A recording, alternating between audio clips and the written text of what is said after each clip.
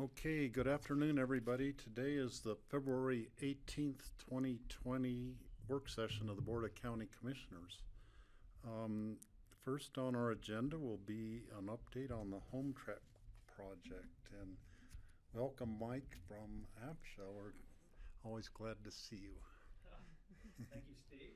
Appreciate it. I'm going to put in the jump drive here into the laptop, and then we can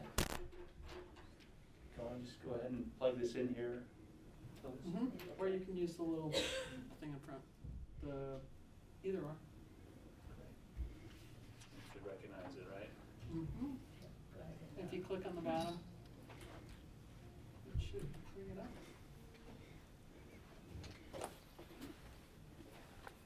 Very good. Thank you. Okay,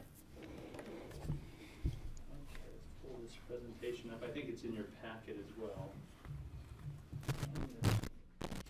There it is. Okay. And then if you'll introduce yourself to the viewing audience. We all know who you are, but... Sure, and I'm also going to make some introductions. Okay, great. With our project team, several members of our project team. For those of you at home, my name is Mike Kozdransky, Executive Director of the Aspen-Pickens County Housing Authority, and today I'm here to speak about Home Trek. It's the big automation and modernization project that APSHA is embarking on this year. It's about a 10 to 12 month project. And before I get into that, we have Melissa Jodis with the county. She's part of the Home Trek project team representing Pickens County. And then Andrew Miller, who we promoted recently to business analyst from administrative aid to help facilitate the project and also do other business analyst type things and technological and innovative things with the program. So we also have representatives from the City of Aspen Quality Office assisting us in this project, along with the vendor Hexaware, as well as Antero CRM out of Denver. So just again, a bit of background on Home Trek, and I know for some of you this is probably a little redundant, but for those of you at home, it's a housing information management system, and to really improve the quality and certainty of APSHA data going forward. Of course, APSHA's mission is to strengthen community through affordable workforce housing, and it's critical to supporting the local economy and creating an environment where regular people can work, live, and play within the community.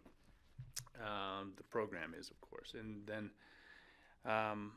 without APSHA, as we know, Aspen becomes a mountain resort community, kind of like every other one, a great place to visit, but one you can never afford to live in.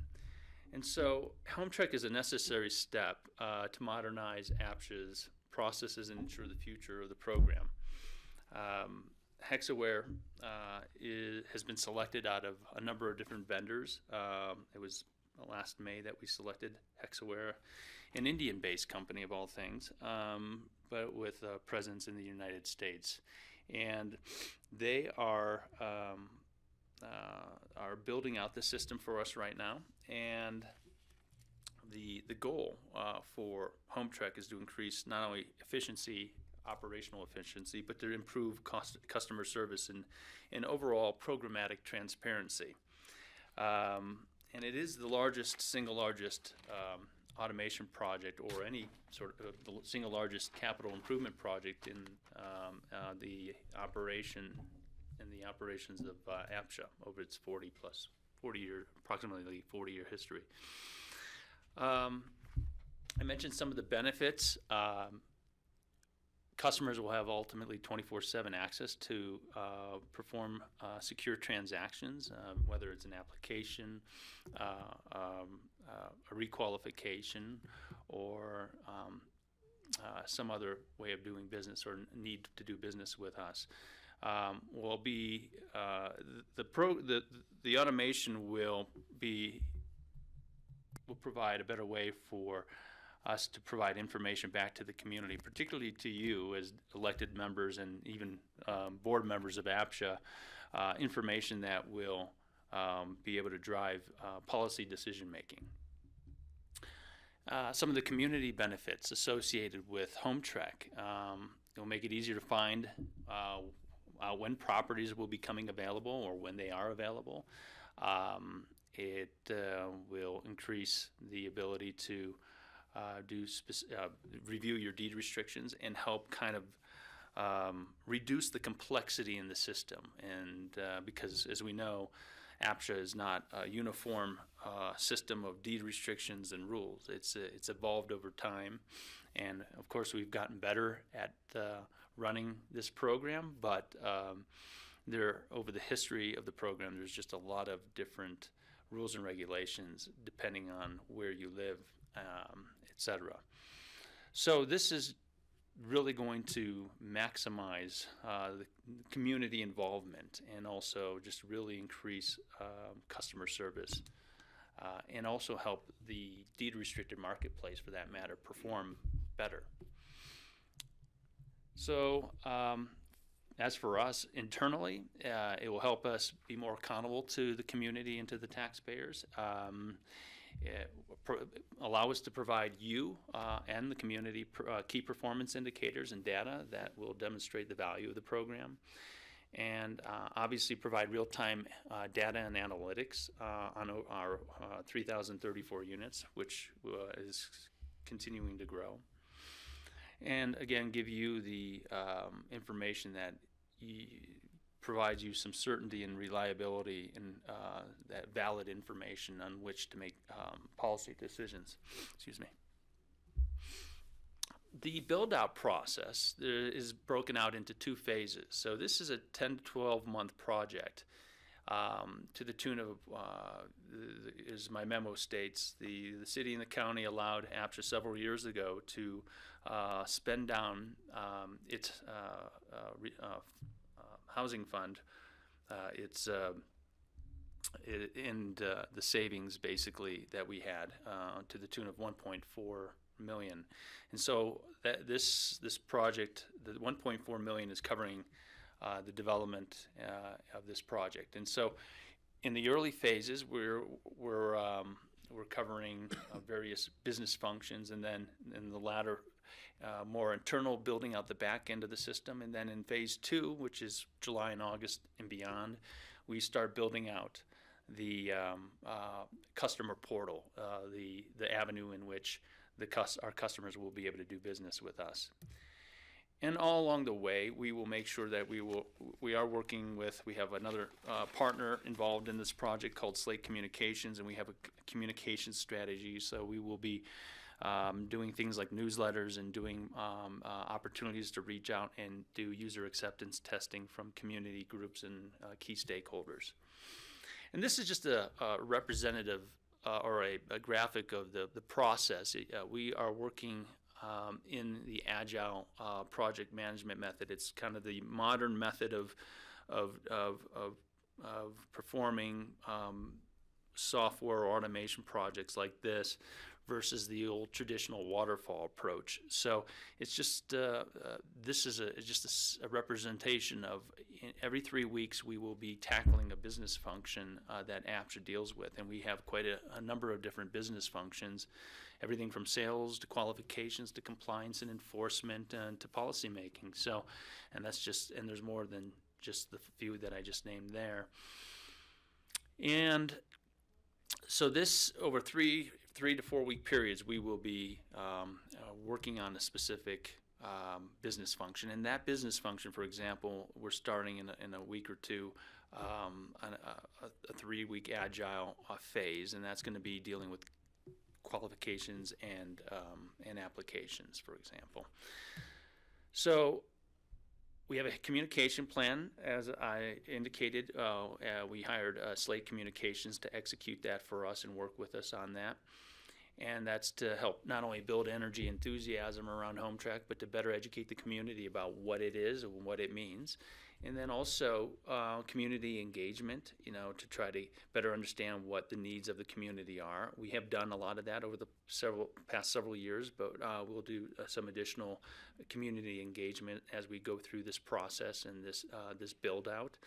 And then we will also collaborate with various stakeholders to make sure that everybody is in the loop. And as I mentioned at the outset of my comments, we have staff from APSHA, staff from the city, and staff from the county working on this project in tandem, along with the professionals. And so it's a really good project management team with a lot of experience in these type of projects. And so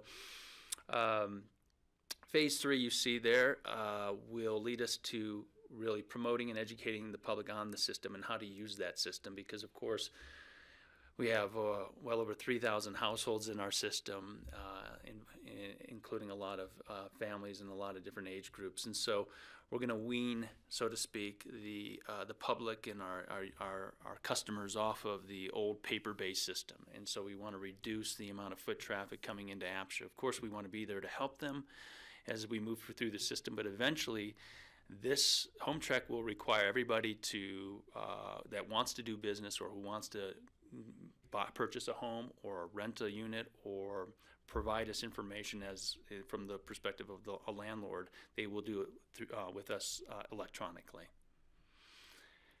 So that brings me to the end of my presentation. Just wanted to leave it open for some Q&A. Greg? No, thanks, Mike. That's an exciting thing. A couple is. questions. So Hexaware's in India, but they're a global company, as I understand it. They are. Is HomeTrack actually proprietary for APSHA? Is this an existing piece of software we're modifying, or is this being created for APSHA? So and who owns it? It's we own it. We will own it, and it's being built off the Salesforce platform. So we've purchased licenses to the tune of about $125,000, which is going to be an ongoing expense, operational expense. But An annual fee, or is that will be, yeah, for the licensing, because we have not only internal user license but external user licenses for the community to do business with us. So it's built off the Salesforce platform, which is widely respected platform and widely used platform. So we are doing as much build out off the shelf. We're doing most of it off the shelf. We're trying to minimize and reduce any customization. However, there will be some customization, like using our lottery system, things like that. There are things we do differently than some other housing authorities. So there is some customization, but the goal has been from the outset to make sure we minimize the amount of customization and try to build as much of this off the shelf. right? And Hexaware and Salesforce, of course, we can expect they're going to be around a while. Yes. I'm only thinking when it comes time to upgrade, will they be able to support you? And the point is not to go back and use them. So Salesforce is, as you probably are aware, they're very they have a strong foundation. They're a global company based out of San Francisco and been around for a long time now. And part of Andrew's job will be to become the in-house, or any business analyst will become the in-house expert in updating our systems. We wouldn't look to either HomeTrack or Salesforce to rely on them or work with them in the future years, where we can adopt a lot of this information or this ability to manage the system. So you can manage and adapt HomeTrack. I think you said HomeTrack and you meant Hexaware. Is it Hexaware and Salesforce? You don't want to depend upon them, but you want to be able to. Correct. Is that right? Yeah. So we want to minimize, if not eliminate, the dependence on having a vendor anytime we have to change anything. And so of course Salesforce, they have their classic version. They've moved to their Lightning version, but that's that first major change they've done in, I think, 15, 20 years. And so, of course, we would get those updates, and that would be automatic as part of our license fee. It wouldn't be any additional cost to us when they do those updates. We would just have to make sure we keep our staff trained on it and we're using it. And the big thing we liked about, we like that about Salesforce and being probably the most dominant in the marketplace today. They're not the cheapest, by any means. It's not an inexpensive platform, but it is still probably the best value because you don't have to do a lot of customization. And one of the major goals we've had, and that I've had for years now, and we've talked about it and we've written it into the contract, is that we would like to replicate this for other housing authorities or other communities in the state of Colorado and sell it via a license fee. We haven't figured all the details out about how we're going to do that, but we have explored it. We are exploring it where we would recoup money or the funds that we've spent on behalf of the Aspen and Pickens County taxpayers and charge other housing authorities, agencies, or departments elsewhere in the state to maybe purchase our intellectual property. And because what we're trying to do is build it out so that it's replicable to the extent possible with minor modifications for anybody who would try to purchase it from us. Okay, Kelly? Sure. Hi, Mike. Nice Hi, Kelly. to see you. Good to see you. This is great. I'm excited for you guys. I'm sure you'll be glad next year when the bulk of the work is done. I just wanted to ask some sort of scenario questions. Yeah. I wear a lot of hats, so I'm a current homeowner in Burlingame and a prospective homeowner as our family grows. We always look to see what's out there. And then also a policymaker. So with regards to some of the functionality of the system, how will that work? Like if I'm a prospective homeowner, will I be submitting, an updated packet with all my W-2s and all that kind of information directly into Through the portal? Okay. And so that would let me change those things. If I change jobs or my husband changes jobs, we can update it directly through that to retain an updated packet. Yes. Say. Okay. And then for like a current homeowner, what information are you going to ask for me to put into the portal for requalification or HOA similar to what we're information doing or now, anything like I would that? say, Kelly.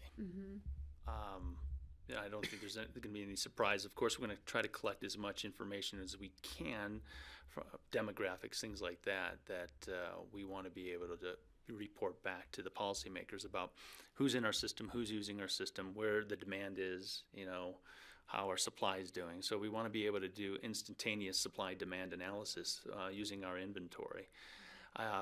But there's so many different attributes and variables. I mean, I don't think we've crossed that bridge. We're working through the design phase right now and developing user stories associated with each business function. So I'm not giving what we're trying to do is condense where we can or eliminate and improve our processes, our business processes as we automate, because there's the old saying, you don't want to automate old processes and you certainly don't want to automate bad processes.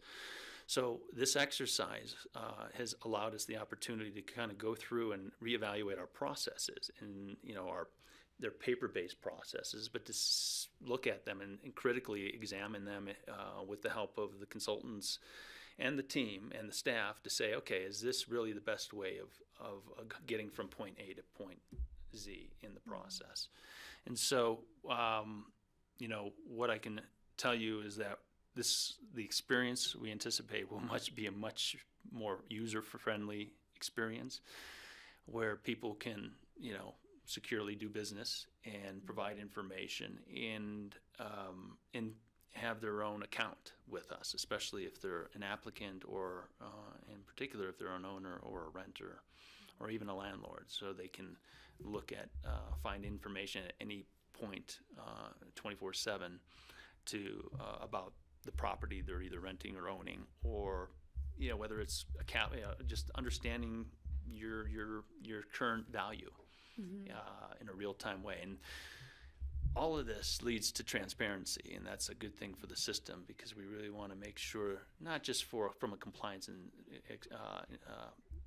compliance standpoint, more so from just a market standpoint, making sure that information is power in the hands of our users and in the hands of our policymakers, and we understand that. So the more information and the more valid information you have that's real time, not 6 months old or 1 year old, but real-time information where you can make decisions on policies that you otherwise couldn't. Well, and that's another question I have. So, will we have access to information such as if I want to know, how many deed restrictions are going to expire in 2050? Will that be something I can call from the system? I would hope so. Yeah, I think because what we're trying to pull out are key variables, data points from all these paper documents. Will the paper documents be there for people to view? Sure, absolutely. And it will be easier to access via our system. However, what we're trying to also do is think beyond just the paper, because we understand people don't have limited time to read through all these documents and search. I think we all understand and respect that. And so what we want to do is pull out the key data points or fields. Kind of index. Yeah, from the deed restriction or even the guidelines pertaining to their particular unit or complex, and they'll be able to. The system will instantaneously know. Okay, you'll be able to run reports, and that's this is the exciting thing about the Salesforce platform, to be able to have just to be able to run various kinds of reports and to do it, without having to make a phone call. Yeah. And then, as the custodian of all that personal data, what are the protections on that information? So extensive. And we have built and baked into the contract a very extensive high bar for encryption, security. We're going through that. As we're going through this whole development process, we've invited in not just the technical folks and the IT folks from the county, but from the city, and have had these conversations and continue to have these conversations about, okay, what's public view, what's private view, and then anything private view. If you're submitting an application with supporting documentation, which includes tax returns that has Social Security numbers, things like that, that's sensitive data, and we recognize that, and that's why encrypting that information so that the only ones that have it are us and the submitter, and nobody in between can tap into that. And so that will be built into the cloud, and Salesforce has one of the most, to my understanding, one of the most extensive security and clouds and out there.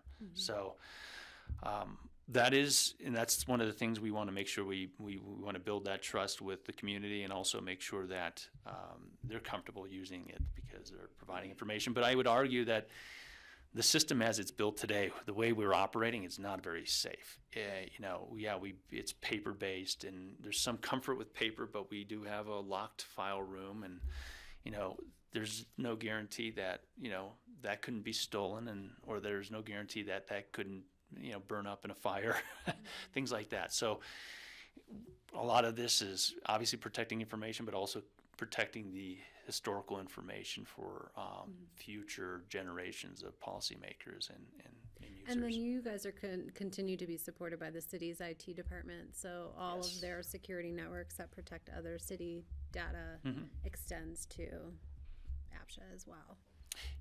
Yes, and with even beyond that. Sure. Yeah, and we're and I forget do you recall, we're using the standards, the European standards, which are, I think, even more extensive than the standards in the U.S. So we went with the most, when we bid this out, when we were negotiating the contract, we made sure Hexaware understood, and I think that's what they recommended too. They wanted the highest standards possible that are out there today. Thanks, I appreciate it. Sure, you're welcome. George, do you have any questions? No, I'm good, thanks. Okay. Thanks, John. I had one more, if I could. Greg? Just to tag on to that. Yeah, great. Say there's a breach of security, and that some information gets disseminated that shouldn't, personal information or whatever. Do we have liability, or does APSHA have a liability policy that will cover that, and will it cover it in the case of the software as well as what you currently have? Is that all going to work together? Yeah, I would say yes, and we do have a liability policy through CIRSA, and we had a slight breach just recently that was reported a couple months ago with a compliance and enforcement case. Some of the information from the person who was appealing the compliance case to the board was posted for about 24 hours online. As soon as we found that out, we immediately took it down, and we also contacted CIRSA, and also worked with that person to provide them, 3 years of identity theft and protection, things like that. So we don't anticipate that. I think probably everybody says that, but I mean, again, what we are anticipating is making sure that we want to make sure that, because of how many transactions we do per day on any given week and in a given year, it's really critical, especially with the information we collect, that it's the best security out there. Right, and then it's covered with the insurance policies Yes. working in that case too. Yes. Thank you. Okay. Let's see, Mike, I have a couple of questions. Sure, Steve. When the business functions come online one every 3 or 4 weeks, will they be usable by Internally, yes, they will, but not. internally, so you can be testing them still at that point? That's right. So then you're not going to roll the whole thing out until you get it all installed? That's correct. Not to the community. The community won't see the end product till probably December or January of this year or January. We wrap up user acceptance testing in November. We modified and updated the schedule just the other day. The sprints, we will put those to bed, and we will user test those along the way, and it makes it manageable from a project management standpoint in bite size. So we work through a process or a business function. We solve it to the extent we can. We test it. If it breaks, then we try to fix it. But we try to do all of this before it ever goes public, and that's kind of what we think is the most responsible approach to doing a project like this, because we don't want to just work behind closed doors for 10, 12 months and then try to unveil something that on the first day the user breaks for whatever reason. So we're building all that into this. This process is to really make sure we don't end up there. Okay. Are you planning on having a computer available for people who don't have their own system at home, or they have an inadequate system? So they could come to the APSHA office and maybe even have their own self-help kind of a computer terminal that they could use to input their material into that. Or I presume if someone is computer illiterate, then your staff would help them to put their information in? Yeah, I think there's some of that. We want to obviously teach everybody to fish here, but yes, we were planning on having stations at both the Truscott and the main office for people to use and work with them initially. Part of this whole project is to kind of wean everybody away from doing it the way it's always been done, and so we want to educate them and give them the skills and the confidence to be able to use the system and do it in a way that's comfortable for them. Okay. And we understand we have a lot of older folks, and we want to make sure we bring them into the fold, so to speak. But there will be a point in time where we'll have to say, I don't know what that is at this point, but we'll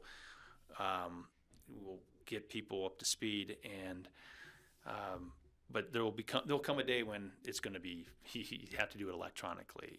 We really want to minimize the paper, otherwise it kind of defeats the purpose of having the system in the first place. I know there were people at Senior Services who were helping people try to navigate the Aspen Country Inn process, which was cumbersome because I think it's Tax credit? These federal requirements for it.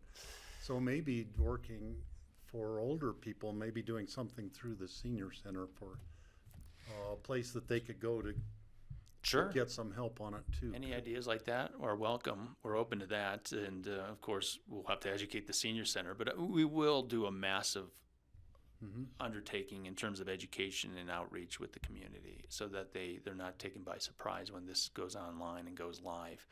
So that's why we're, part of the reason I'm here today, but also doing the same thing for City Council, and that's why we do actually have a PR firm as part of the total capital project cost to help us communicate that message and get people aware of it, knowledgeable about it and actually comfortable with it before they ever even use it. Mm-hmm. And then one last question. I know when we talked about this, the funding, when we were talking about whether to go this direction and provide the funding to do it, there was talk about you wouldn't know how many total units you had or how many were available. There was a lot of unknown information. Mm-hmm. And I remember somebody asking, well, how many empty bedrooms are there in the APSA units? Mm-hmm. Will you be able to track down to that point? Like maybe there's a couple who's living in a 3-bedroom thing that when they had kids, they needed it, and now they don't need it. So there's an empty bedroom there. Maybe if you could track that, that would indicate, well, maybe these people would be happy moving into a smaller unit and free up a bigger unit. Yep. That's So will you have that capability with this system? The system will have that capability. It's Mm-hmm. going to take a little time to get that because it requires, that's where we need the public to really work with us. And because they're a partner in this, and the responsibility of them providing us accurate, honest information, like head count. We will be doing a census for this project, not to be confused with the U.S. Census, but a APSA census, a home trek census, probably sometime in 2021. Because we're cleaning the data right now, the limited data that we do have, historical, et cetera, and then we're putting new data into the system, and then all of that cleaned up, good data that we do have will be migrated into the new system at some point over the next 6 to 12 months. That said, there'll be a lot of fields in the system that are going to be empty because we just don't have that data today. It doesn't exist. So we're going to have to reach out to the public and ask, hey, we need this data, please provide this to us. And so that's where we're gonna really depend on the community, and that's where we're gonna need their help, because we want to be able to do that, run a report and say, okay, how many bedrooms? Because from a policy perspective, that could give us a lot of good information to think about when we want to think about a right sizing policy. Mm-hmm. and do a pilot program or a permanent program to really help people find opportunities to right size, whether right sizing means downsizing or increasing your capacity for children and a family. Okay. Well, Does that great. help? Yeah. It sounds like, this is, I think, how we all envisioned it progressing, that you'll be brought into the 21st century kind of, and be able to respond quickly and get have the information, a couple clicks on the computer. You'll be able to pull up stuff and save a lot of time and staff time and effort to provide better service for everybody. Exactly, and allowing our customers to really understand things better and deal with that. Make it streamlined for them and safe. And ultimately you'll be able to do it on your cell phone. We'll have that capacity, that ability. So it's exciting. It's really exciting. APSA app. The APSA app. I like that. Yeah. Any further questions from the board? Well, Good, thanks for coming. Thank you. yeah, thanks for Commissioners. doing this presentation. I've been looking forward to seeing this coming forward. And just, it's been a while since we've been anticipating, and I'm glad that we're getting real close now. We are getting close. It's a reality, and I just can't thank the county commissioners and the city council enough for their support over the last few years and their patience in getting this to this point, because it takes a lot of work. It's one thing to allocate the funds, that was critical, but it took another 2 years to even get us to where we needed the RFP. We needed to understand what to ask. We didn't even know what to ask at that, a few years ago. But with the help of some really great people internally on both sides, the city and the county, as well as some wonderful professionals who are in this business, we were able to come up with an RFP that created a competitive bid environment. And I think we're very comfortable and pleased so far with Hexaware and their responsiveness to our needs. So. Mm-hmm. So, okay, great. Thank you. All right, thanks, Thanks, Mark. Mike. Sure, looking forward to it. Yeah, APSA has a challenged history, and some of those won't go away, but some also some real bright spots. And this is definitely at the top there. That's right. Yeah. There we go. Sorry. I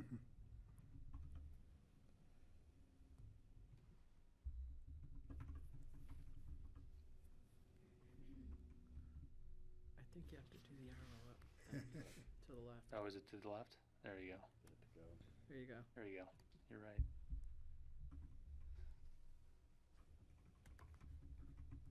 Okay, thanks, Mike. So next up on our agenda, we have a citizen board interview, and Chuck Ogilvie is here to interview for the Healthy Rivers and Streams Board. So Chuck, you can come up to the seat here. And thanks, Lisa, for being here to listen in.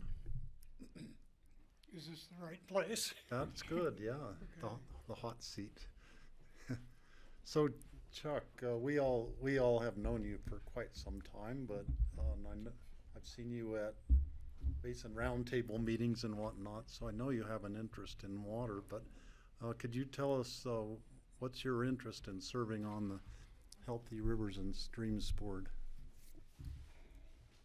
Well, I've really been interested in this board for a long time, but I was a resident of Eagle County and not Pitkin County.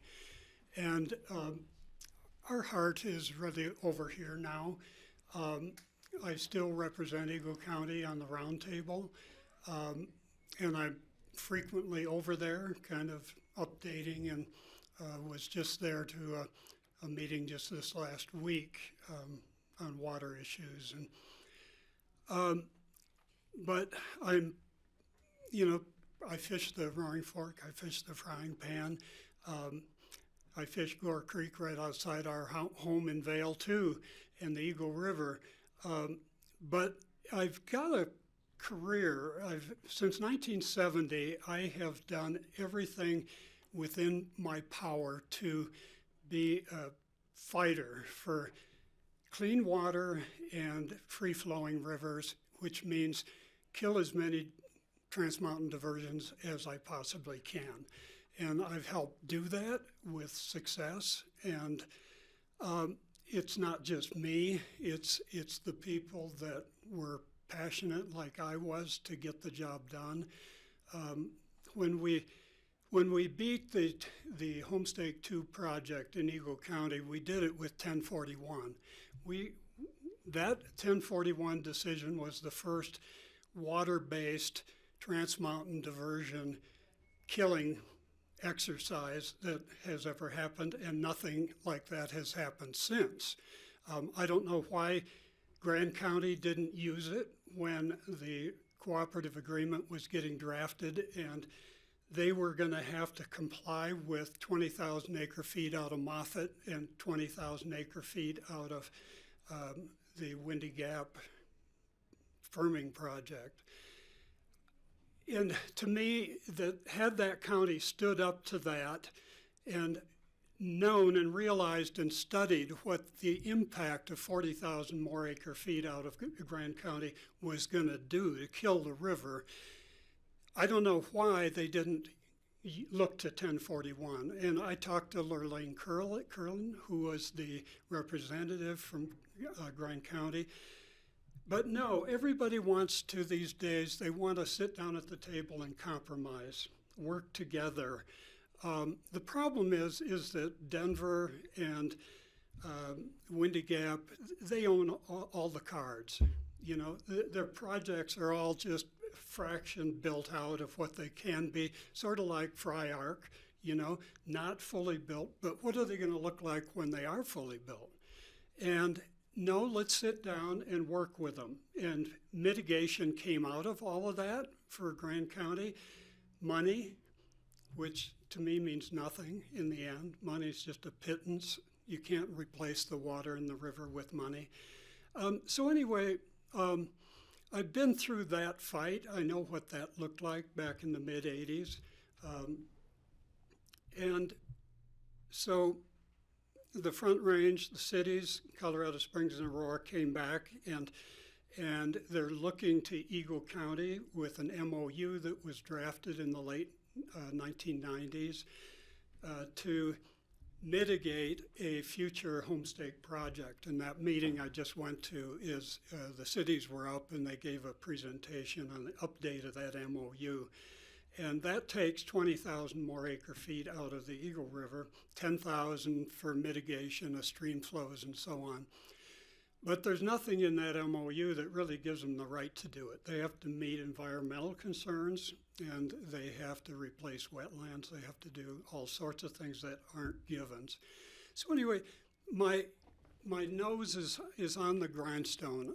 I'm not giving up on our rivers as sold out and never going to be what they used to be. I think we have to fight for what's left, and you guys are good at that, and you've provided the money to do that, and that is such a rarity that I want to be part of that. I just think, oh my God, what would we have done over in Eagle County with that kind of a resource back in the day?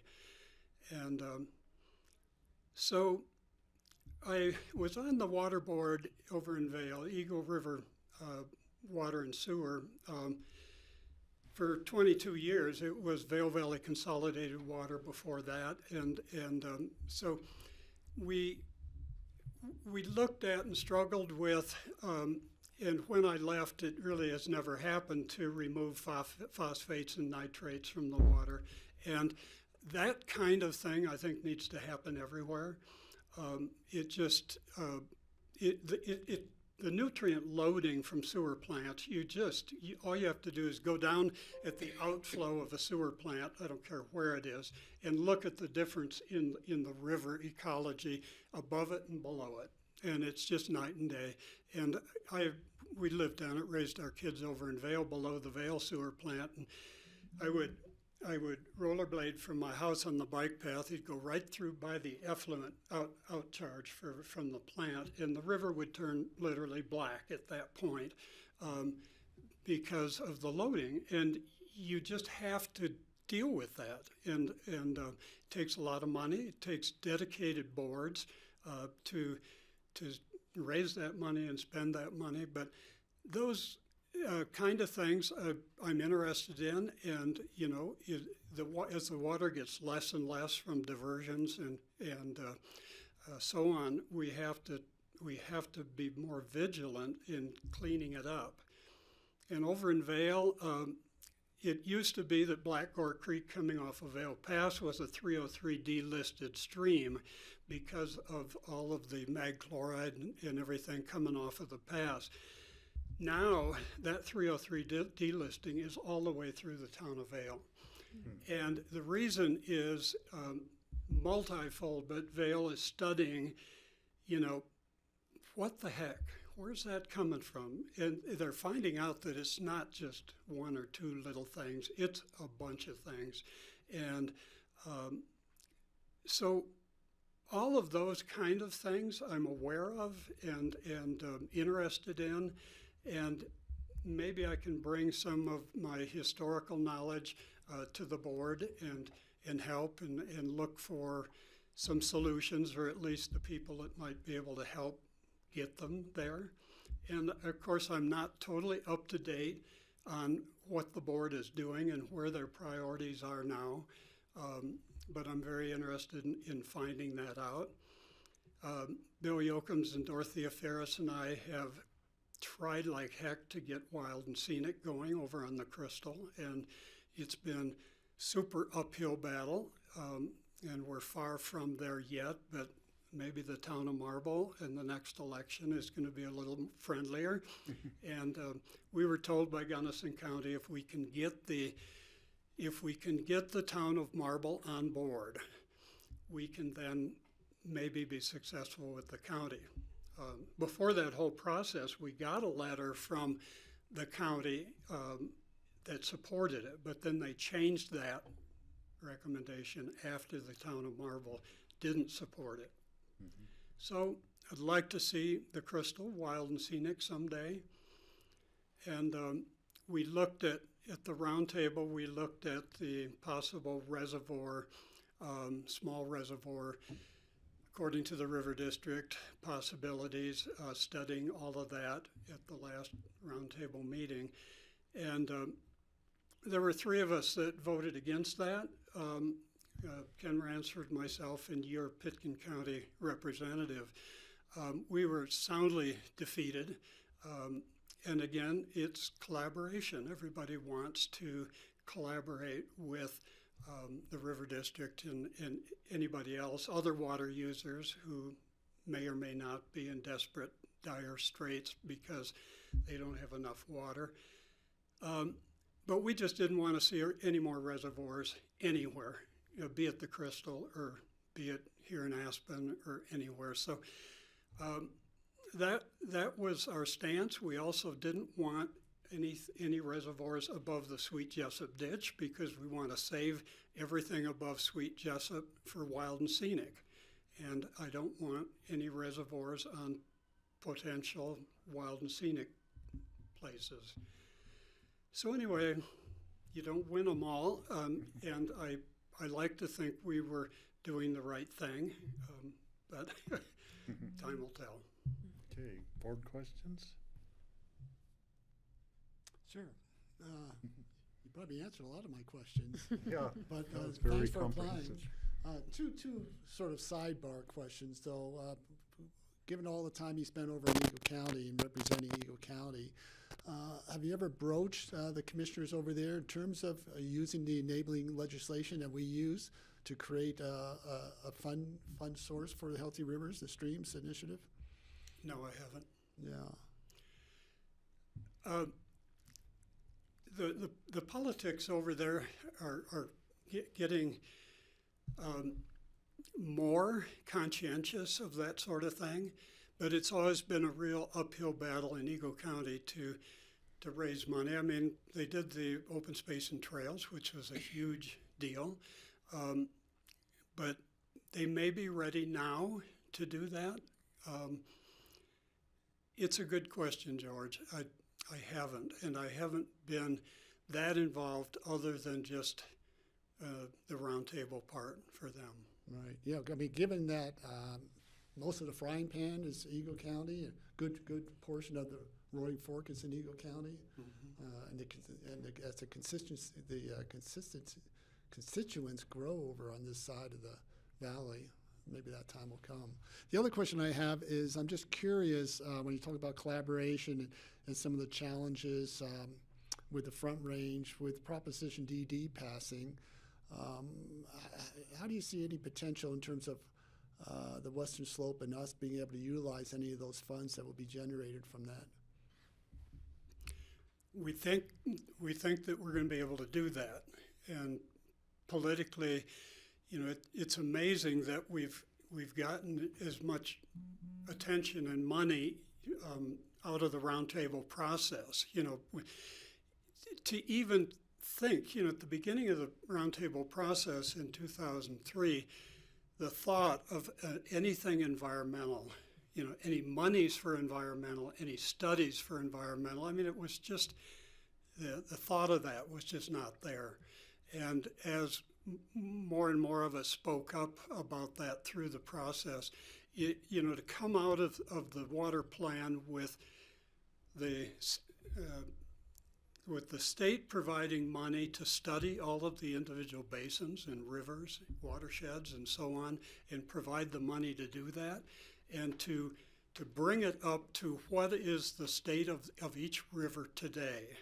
I mean, that was an incredible achievement to do that. And Ken Newbecker, I know he was on the board for quite a while, and he was a big part of that. He's got a very good scientific mind, and when you start talking about, studying rivers and everything, he's a good one to engage because he understands the ecology and everything so well.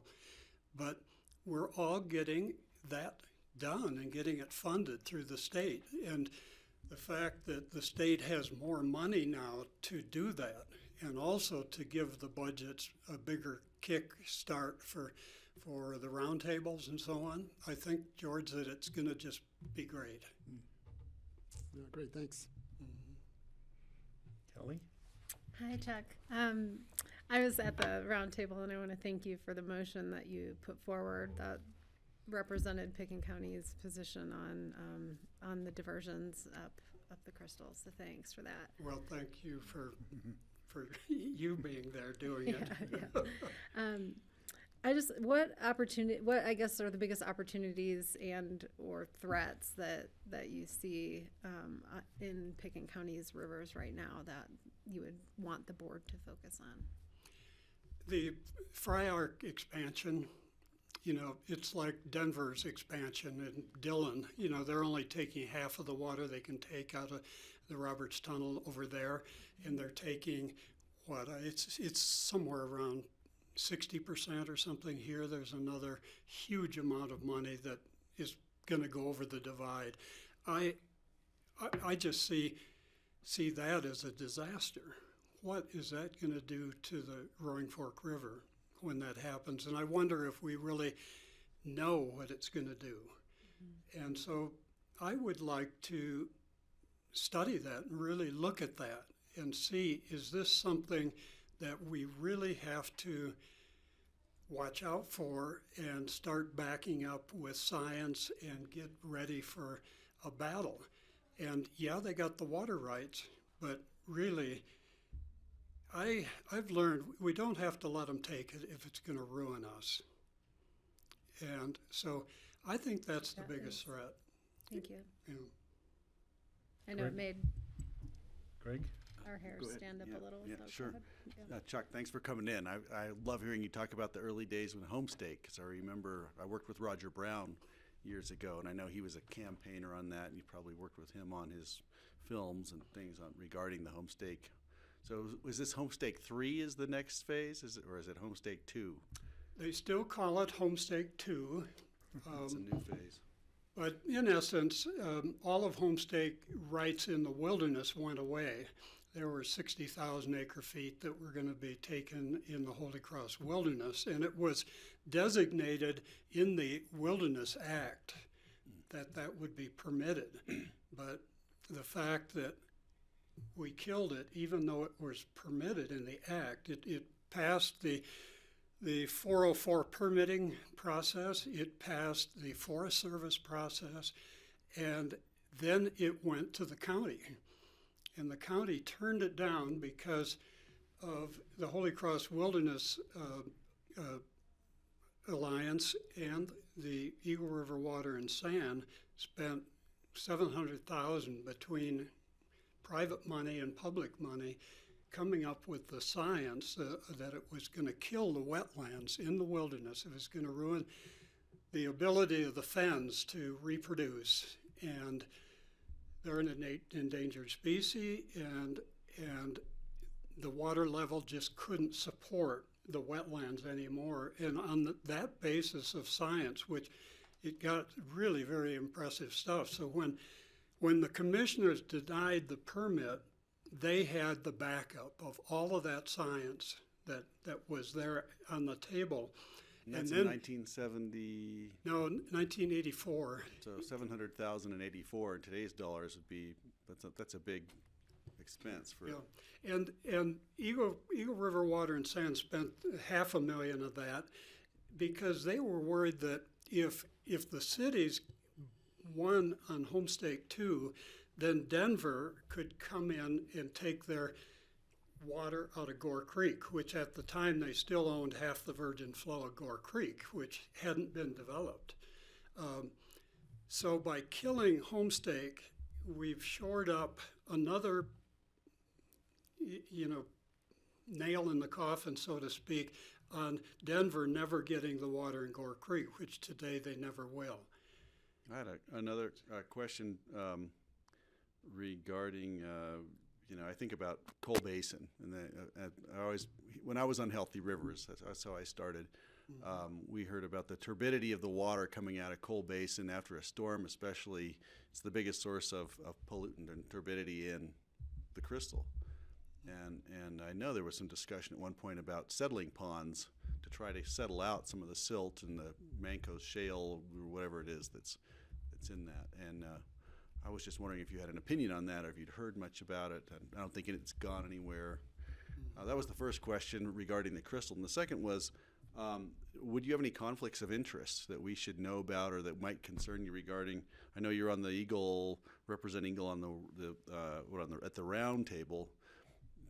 Can you ever imagine there being a conflict of any sort? I think that Vail Resorts is still pulling snowmaking water out of our upper headwaters, right? Don't we have a conflict with that? I have a conflict with that. How do you feel? You know, in the mid '90s, early '90s, my wife took a job at CRMS as the photography teacher, and my daughter was going to school there, and we were still living in Vail. For most of the '90s, I was in the construction business over there, so I'd go over there in the summer. We'd live there in the summer. Then we'd come over here during the school year and live at the ranch in the school year. And in 1999, when a lot of that was going on, I ran for the city council in Vail. They all knew I lived over here, and it never came up one time. You know, do you have a conflict of interest? You know. And then this whole time that I've been on the roundtable representing Eagle County, but living over here, everybody knows where I live, you know, and never really said anything or cared, and Eagle County to boot. And so I think it's because my heart is where the water is. You know, it doesn't matter where it is, and whether it's Vail or Pitkin County, I love both places. You know, and I feel like both of them are home, and so I'd like to save it all. You know, I was the one that got the gold medal trout designation on Gore Creek. I went down in front of the State Wildlife Commission, and we out of that we got the studies that you have to do to show the biomass loading and everything to bring it up to standards of gold medal and everything, and we got that passed. And it'd be, you know, whether that was over there or over here, it doesn't matter to me, but we just got to save them one river at a time. Great. Thanks. Okay. Yep. So Chuck, thank you so much for applying for this position. We do have 2 openings on the board. There are 4 people who have applied, and you are the last one to be interviewed. So I think very shortly we will be making a decision which 2 we appoint to the board. Well, thanks for So considering we'll let you me. know in pretty short order. Okay. Okay. Thanks a lot. Thank you so See ya. much, you Thank guys. you. Thank you. Bye-bye. Okay, next up we have preparation for a joint meeting with the Healthy Rivers and Streams Board. Now it says on March 14th, but I believe it's on March 10th actually, according to our future agendas. I have it for the We'll get that fixed. Because the 14th is actually on a weekend, I think. Can I ask Lisa a question? Can you come up? yeah. Thanks, Lisa. So between now and the proposed joint meeting, how many meetings will? Will we have? Yes. Just one, and that's Thursday. Yeah, just one. So Yep. we may want to consider moving that back For the new members. for 2 new members, get them sort of oriented as well, because we'll be making that decision in a week, and maybe give them a chance to get oriented as an idea. Unless there's some really pressing issue that we really need to meet with. Not that I'm aware of. We were going to prep on Thursday for this, you know, for the meeting too, so I really didn't have anything at this point. Sounds good. Yeah, that really, I mean, that would be the first meeting of 2 people or potentially 2 people Yeah, 'cause Brand it new has to go through people, resolution for you, Yeah. you know. who be- would not by be you guys. familiar with what Right, right. you do Yep. very much. They'd be Yep. a little bit familiar, but Yeah. Yeah, we can totally push it That makes back. sense. You guys are- Because otherwise it's an outgoing board essentially that we'd be having a joint meeting with. Right, Um, yeah. Good idea. Okay. I have some ideas for what we could talk about. Absolutely, yeah. Yeah, let's talk When we do about, all meet, that may not depend on the, I think it'd be, I would think it'd be helpful, I don't know if the board agrees, but maybe a status on the grants that we approved. A status update. Yeah. On those that we approved in the last funding round. I continue to ask Open Space and Trails, so I'll ask you as well if there's been any further collaboration between the boards. I had attended that joint meeting, last summer. I don't remember. Right, in Basalt. It was either post-pregnancy, pre or post-baby, I can't remember. But, there was some interesting stuff there to look at the water rights Right. that, open space lands had acquired, and, whether there was some synchronicity there, with Healthy Rivers programming and Right. goals. So those are two things that I had. I would just throw in, at our most recent RWAPA meeting, we were talking about outreach, and I suggested that April get with you, and perhaps they'll Good. be included in a joint meeting with RWAPA at some point. Oh, yeah. Only because RWAPA's, reviewing its mission statement and looking at possible things that are farther afield, and Yep. so much of it dovetails or overlaps with what Healthy Rivers is doing that I want to make sure that everyone's talking. So I'll encourage her to reach out to you so you're Yeah, forewarned. And Great. I don't think they would come to that meeting, but at some meeting with the Healthy Rivers. Right. Where do they meet? What's Where- that? Where does Ruwapa meet? At the Roaring Fork the Conservancy's Conservancy? River Center, Okay. yeah. Or at the 3rd Street. We met at 3rd Street last time. And just a heads up, we had asked for time on a future agenda to have sort of a larger kind of watershed conversation about, the watershed plans and where those are at, and the Right. updates to the basin implementation plan, which is part of the water plan. Yeah. So I think part of that request involved Healthy Rivers as maybe Okay. one participant in that, but that Yeah, hasn't you been bet. scheduled yet. So. I know I talked to Charlotte a little bit about that too, because she sent John a note about attending that meeting, and I also suggested maybe April Long and Heather Lewin with the Roaring Fork Conservancy. Yeah. They're working on the watershed plan. I think it's pretty much done. We've had a few meetings on that. Great. They've got some great interactive programs, a website now, and so I think they'd be a great resource to come and talk to you guys too. George, do you have? I've got sort of another sidebar, so why don't you? Okay. I was just going to say that on the interactive database thing, that would be great to get an update on that. 'Cause Yeah, we've been yeah. watching that as it progresses. Right. One other thing we might throw in there, last time, a couple RWAPA meetings back, we had the Root Eye Power people, City of Aspen guys, whose names escape me right now, Brad, think of it, came and presented to us on what they're thinking about the hydro power plant, because they see as the capacity of Root Eye and the flow decreases, the optimization of the turbines, which are getting old, isn't quite optimal, and maybe they want to make some changes, and so now would be a good time to maybe bring them in. April could bring them in Sure. when you have a joint meeting. That's a good one. So the Yeah. interactive and then the turbines.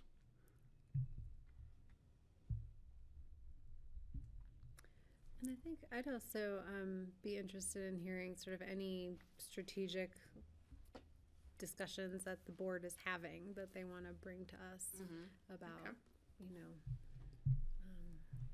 What they kind of want to set out to accomplish. With the money that's coming in from Proposition DD, the CWCB will have lots of extra money, or some extra money. We don't really know how much yet, but perhaps there are some projects that we could use some of the CWCB money and amplify the amount of money we put in and accomplish a bigger kind of a project. I was looking, they're going to talk about some projects that they want to do, even for 2020 or 2021. So that's a good way to look for funding, joint partnerships. Because we would have basically the matching funding we might need for such a project, and Yeah. Great. That reminds me, has the board looked at having discussions regarding River Park at Phillips? They did originally when we first, we had a site visit out there, you know, when they had first bought the property, but that's kind of been on the back burner, I think, until the commissioners decided, you know, a plan and everything on what they wanted to do, but they're very interested in that.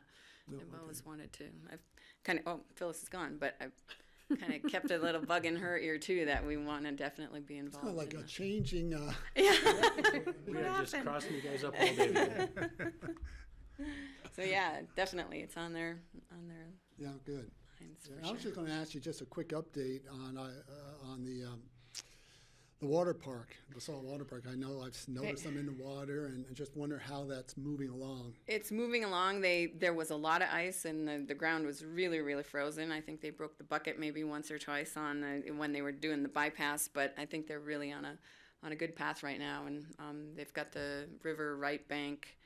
They're working on that river right sneak in the wing, and I think this week they're going to start working on the upstream structures in the river itself, and they're taking like an edge of that, so they're gonna, I think they put a type of saw even on the excavator, and they can saw just off a little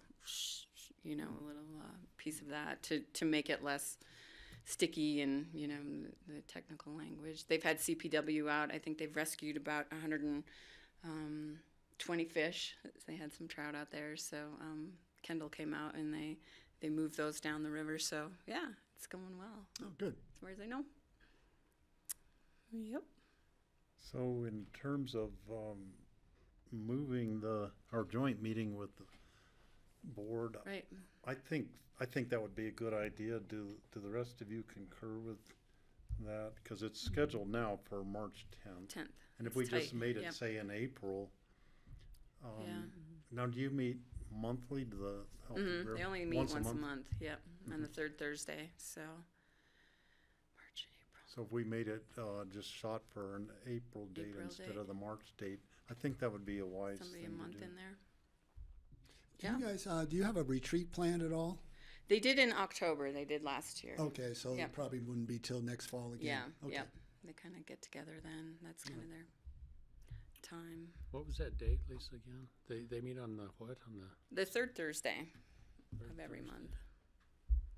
So I can get with Charlotte on a new date. Let's It's see, like the let's, 19th. Would that be the 19th? Of, Oh, I'm sorry, that's March. April is what you're looking at, right? but they would come to a Tuesday work session here, I think. so the But you're looking at the joint If you 16th. did the 21st, then they would get to meet twice. Hmm. And it would still be in April. Mm-hmm. 14th.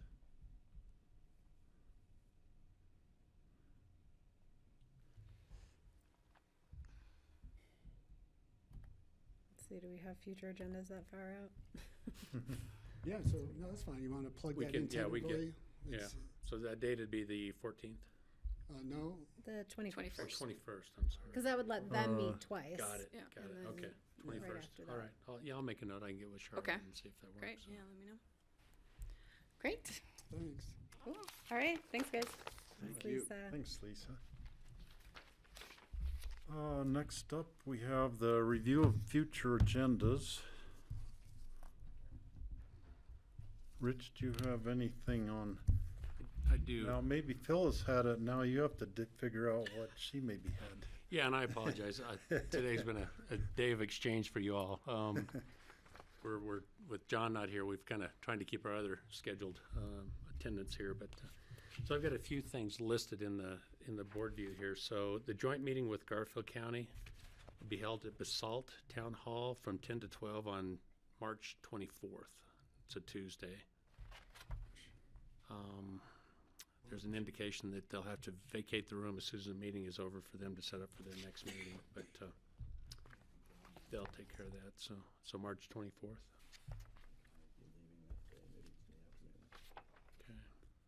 Okay. Okay. She also noted that board reports have now been extended to 30 minutes on future agendas for you all. So this time may have to be adjusted in the future according to how agendas become full, but for right now, they've been extended. April Long has been contacted to give an update with ROAPA, and she's waiting to hear on a specific date for you, but she has been contacted. And then the last note, John Ely and Laura make her available on April 7th to answer questions regarding the Roaring Fork Watershed and give an update, looks like. Watershed Plan. It just says watershed. I'm guessing that's what it may be. The RF watershed. Yeah. Yeah. Seems like those should all happen I think so, yeah. in concert, right? Yeah, yeah. So, and that's all I had, Steve, on notes. George? I don't see, Rich, that we have a prep for our City of Aspen joint meeting in March, unless I missed that. Okay. And I also didn't see, I thought we had scheduled our second reading of the Energy Code in March, and I didn't see that as well. Okay.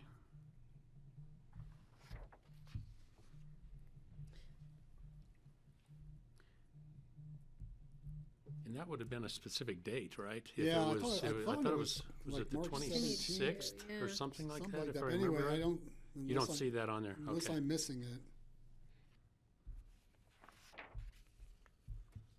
Okay, we'll double check that. Let's see, was it the prep for the joint meeting with the city that you didn't see? Well, I didn't see that either, unless I missed that. That's on February 25th. It is? Okay. Yeah. Okay, so you've got that one. Feb 25th.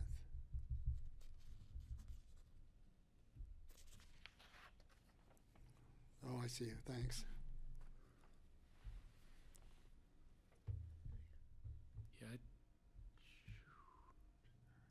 Yeah, I don't see that either, George, on the 26th. So you may want to check with Yeah, Cindy. we'll circle back on it. Yeah. Okay. Kelly?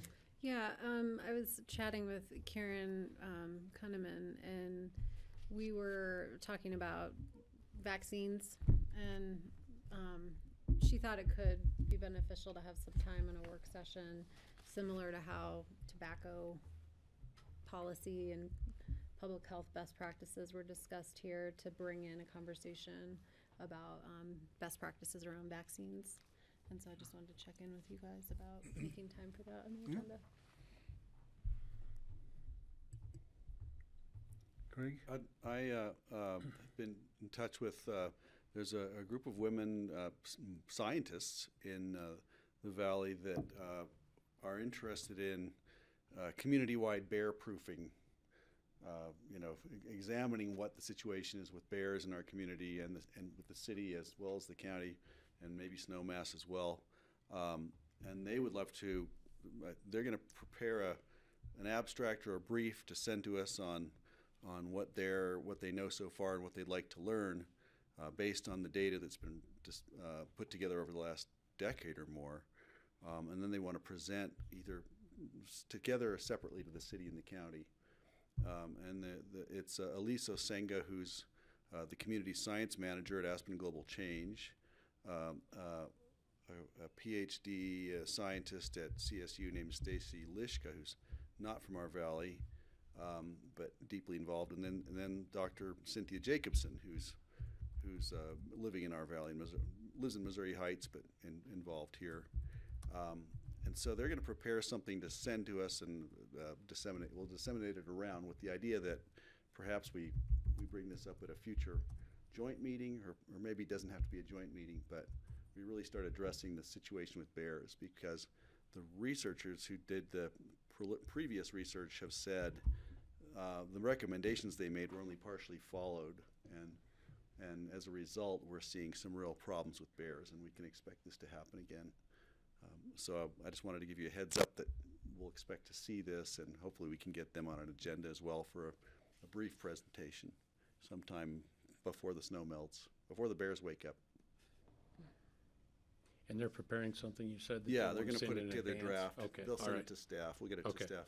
all right, okay, Just wanted to give you a heads up. all right. So we've kind of have morphed into open discussion. That's kind of an open Yeah, with discussion. transition. Because we don't have a date yet, but we could have a work session on that at some point in time. Right, I was gonna try to, suggest we do it at the joint city and county meeting, but those usually the agendas get so filled up that I wasn't sure that made the most sense. If we could fit them in, I don't know if they could even make it that soon, but, thought I'd put it out there. Depending on how full that agenda is, they probably could make it. Okay, any other future agendas? And then open discussion. Okay. See if Rich has any first. I know, I saw some notes here on that as well. Let me get to those.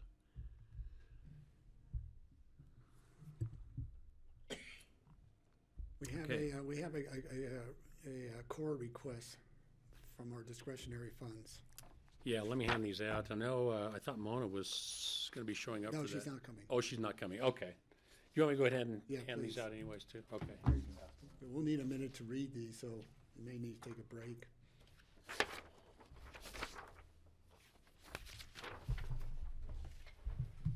I think what that is she was, and George, maybe you know more about it I don't. than I do. Okay. We're thinking that she was gonna be coming to the board asking for some support and some funding to promote an upcoming mental health event. It's trying to help people deal with stressors of climate change. So this is, I think, is what you see in front of you there. The flyer is also on our PCIN, but she'd like to promote the event and ask for money to support it. And so those are those handouts. So I'm guessing she's going to be coming back at a. No, she's not coming. Oh, she's not going to come No, in at no, all. we just asked to have, just like anyone who wants to come before us for a grant request, just to send us the information. Got it. So we don't want to have people just coming in.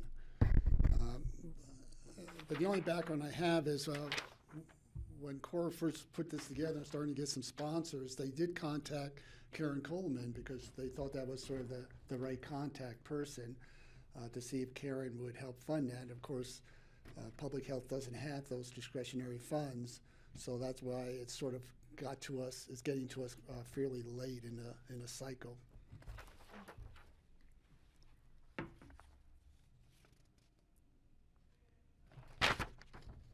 So, names I do not see on here for resources are Phillips and Amy, I think her name's Amy Sapino, Right, yeah. who were doing a similar thing through the city of Aspen. And I'm not sure if they're still doing it. I attended Yeah, one of they are. their sessions. Was just helping people deal with the stress of climate change and, dealing with the mental health issues revolving around climate change. And I would call that the eco-anxiety is exactly the kind of thing that they were discussing in their meetings. So I think whoever, if it's Mona or whoever is organizing this, I think should reach out to them and maybe add them to the discussion. I would agree with that because I think I mentioned that to Core when they first came and discussed this with me a while back.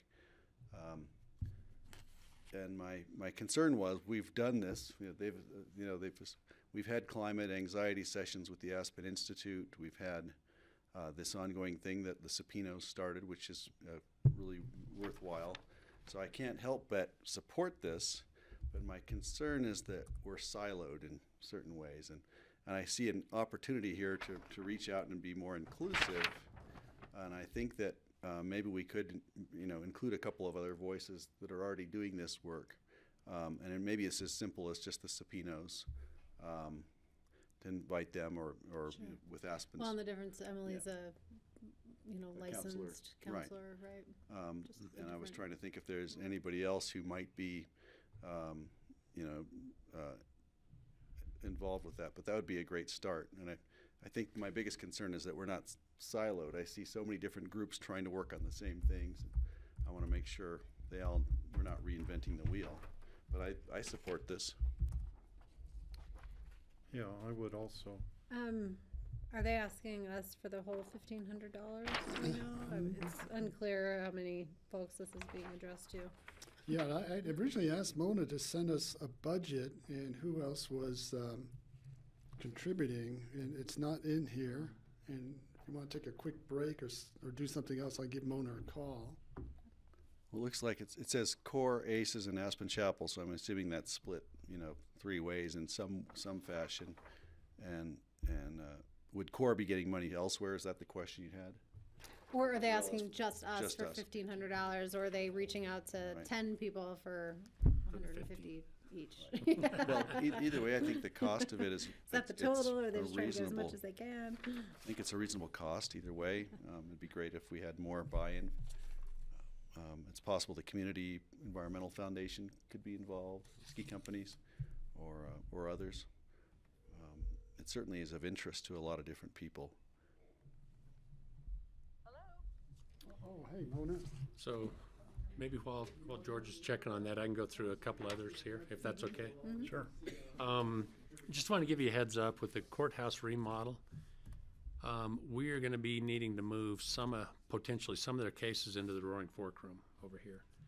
And how that affects you all is that we may be down one less meeting room. So your executive sessions may be taking place in the attorney's office instead of upstairs in our normal meeting spot. So just know we may have to do some shuffling here for that.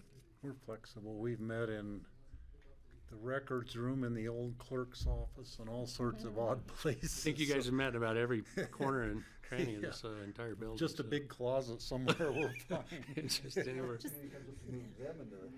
Yeah, we'll move them into the closet. Yeah. Let's see. That room's not the most secure, so I just Next door. Is it gonna Yeah.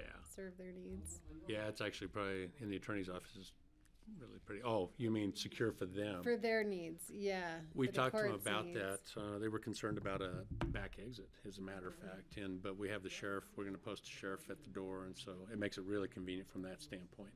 So, Okay. yeah, we started to try to talk it through. The other option that we were talking with is the church next door, and we felt if we could accommodate it here and move our schedules around, it's much better than trying to have the church move theirs around and make something work. So we're going to shoot for here if that's okay.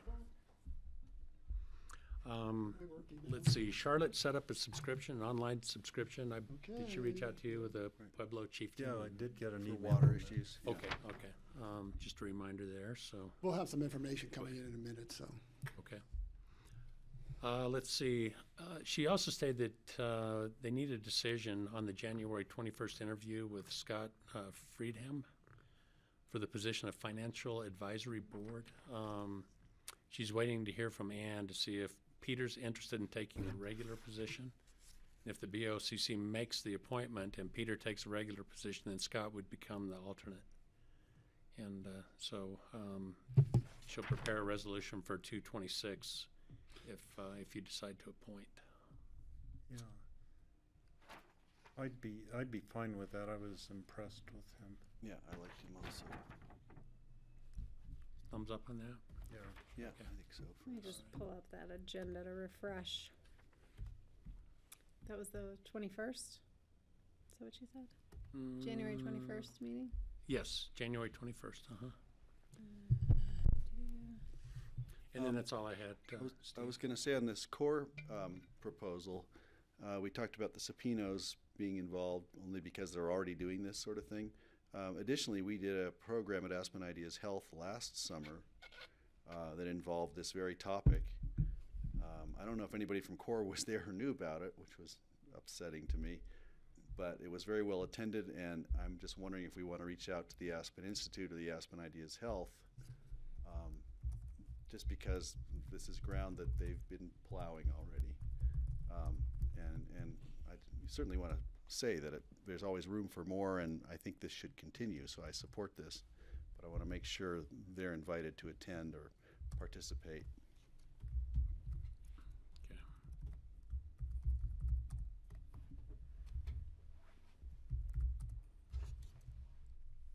Yeah, I think Tracy Anderson. Right. So this Tracy. one is to be held in Tracy Basalt. Anderson? Aspen Institute. Yeah. Oh, okay. So this is to be held in Basalt, which would be a little different because it's not in Aspen. I think the other things have been held in Aspen, so That's true, yeah. that's, making, taking it on the road kind Mhm. of to a different part of the valley. So I think that would help to distinguish it partly just based on location. I have one further open discussion item. It's kind of along the same lines as your bear discussion, Greg. I attended the West Slope Mountain Lion Management Plan thing that the Parks and Wildlife put on in Glenwood last Wednesday night. And they've sort of redrawn the map for their mountain lion management for western Colorado.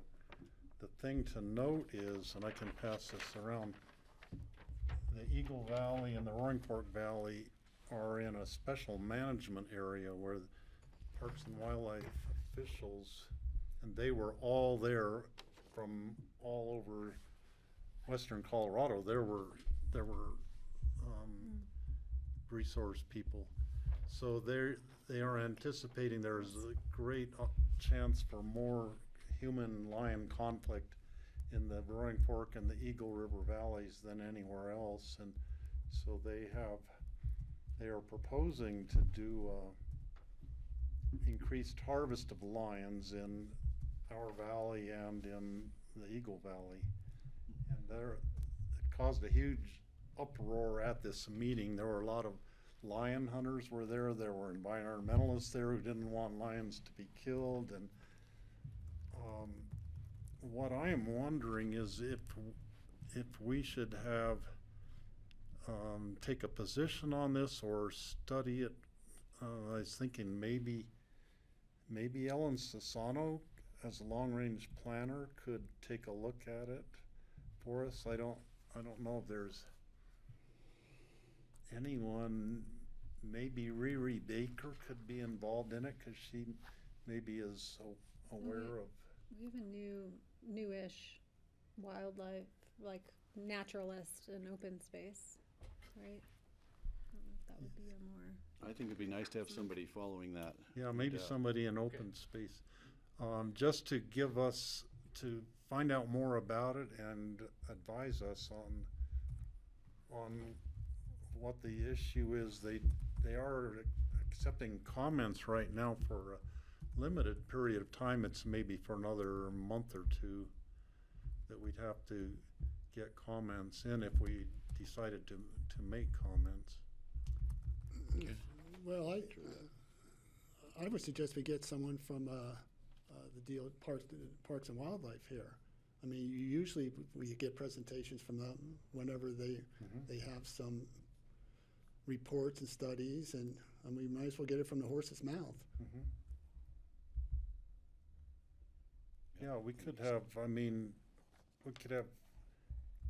Curtis Tesh come, certainly. He lives right here in our valley, and maybe some of the other, I think Matt Yamashita is stationed out of Glenwood. But I would make sure that it's just a work session and it's not a public meeting, because we'll be tied up for hours with public comments. So Yeah. it'd be a work session just like we normally have with the DLW. That's what I was thinking, just a work session for us, presenting to us as a board. Okay. What was the deadline? We need to have them here by when? I don't know the exact deadline. I don't recall. Okay, all right. So just as soon as we can get them on, it sounds like it's a process is moving forward, so we just need to get them on. Yeah, Okay. I could look on their website, and they probably have a date on there picked Okay, out already. all right. I'll let you know before I leave here today. Okay, any other open discussion items? That's all I Moving on to board reports. Let's just take it from the top. APSHA. Can, Let me see that Rich have map, the I'm map? sorry. For what? Oh, Your line map, I just want to, yeah, actually, you can. sorry about that. You can keep the map for our official county record. Okay. We just heard a presentation from APSHA. That was pretty much the bulk of the discussion, and we're meeting, we have a meeting tomorrow. Okay. Anything else, Cal? We're going to be focusing on the strategic planning process as required by the IGA between the city and the county, so that from the strategic plan, the budget and next year's work plan can flow over the summer. So that's what's going on. So it sounds like the work plan will be largely based on installing and implementing this new program. For this year. For Yep, this year. But 2021 work plan will be tied to budget requests, and those kind of the budget process starts over the summer. So it might be So we need to do strategic plan, budget and work plan. Yeah, and maybe order. the next year will be more implementing and educating the public on the use of the new program and getting it fully That operational. will probably be part of it, along with some policy Mhm. conversations. Okay. Northwest COG, Patty is not here. But this might go faster since Patty's not here for her organizations. CORE. Let's see, we've got a core meeting on Thursday, and we're just working on future funding opportunities. Okay. QQ. QQ has not met yet this year. Coming up, but I'm not sure. There is one, I Yeah, we'll keep have seeing to the, figure out. It's on the 13th, which overlaps with our CCI and with your Club 20. Club 20. So Yeah. we may need to divide and conquer on this Yeah, side I of the could table be at that one. with that stuff. With regards March to 13th. legislation, QQ is a real asset because a lot of the other groups aren't working on water issues. And when they are working on water issues, they're not taking the same positions that we would advocate. So I don't know if, I'll be at that one. yeah, okay, great. Okay, CCI. CCI, we just had the legislative meetings last week. I don't know how much we want to go into the weeds on specific legislation. It's already that point of the year where things are getting PI'd, postponed indefinitely, which is a euphemism for getting killed. Our couple of things that we're really concerned with are progressing through the works, the last I knew. So one is the business licensing bill, which is focused strictly on short-term rentals at this point. It's no longer for the broad-based business licensure authority. And Senator Bob Rankin from Carbondale is joined on as a Senate sponsor. So it's in the Senate now. I don't know when it will be heard for that, but we're going to try to get one of us to go testify at that because that's kind of our and Summit County's bill. The bill now. Can I just follow up on that? So I would just say related to that, there continues to be interest in a broader dialogue on short-term rentals. And so other commissioners at CCI have suggested that we put together a working group to formulate what that conversation should look like and who the stakeholders should be, because the legislature has declined to do that. So stay tuned. And the bill that would have created a study group to study the property taxation status of short-term rentals was killed at the request of the Senator Gardner, who was the sponsor of it. So that's not progressing any further this year, and I think at that point, that's when CCI thought to do a study this, have the counties study the issue together and try to bring forward legislation for next year. Some of the counties are vehemently opposed to doing, requiring commercial property taxation on short-term rentals. Even the ones that are run strictly as a business, like a little hotel. So that's interesting and conundrum. Yeah, it's an issue that definitely begs kind of a stakeholder conversation, because the assessors sort of keep kicking it to the commissioners, and the commissioners keep asking the assessors, how would this work? So are you guys wanting to take the lead on pulling that together, or is somebody else? What's your thoughts? We, I Summit? don't think that's been fleshed out. I would say the chair of the committee, Don Seppes from Delta, suggested, because there was a lot of energy in the room around it. Okay. So I think that will be forthcoming. Okay. All right. Okay. One interesting thing, this was after you had left the other day at CCI. There was a presentation by two gentlemen who represent Parks and Wildlife, and also let's see, I can't remember, DNR, who are their wildlife experts for both of them. And one thing they talked about was this Colorado big game winter range and migration study, and they're studying these priority landscapes across the whole state, and they picked 10 of them kind of as study areas to look at a broader landscape and try to come up with some priorities on helping the wildlife to survive better. And I suggested that they look at the big game overpasses and underpasses as part of that, especially in terms of the migration corridors. Who's bringing that forward? Well, it's the Parks and Wildlife is doing the study. And that's probably at the behest of the governor, I think. Didn't he ask CDOT or CPW to do more on overpasses and connectivity? And So that that's, was something he they're asked looking for. at these bigger landscape issues in terms of wildlife, and we're not, I think they're related, right but where they're we are is separate. not in one of They were those study separate areas, but Genesis. I did ask them specifically to consider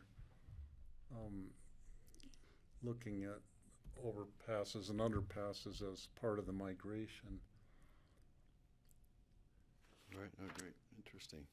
Yeah. Let's see. Can you think of anything, Kelly, that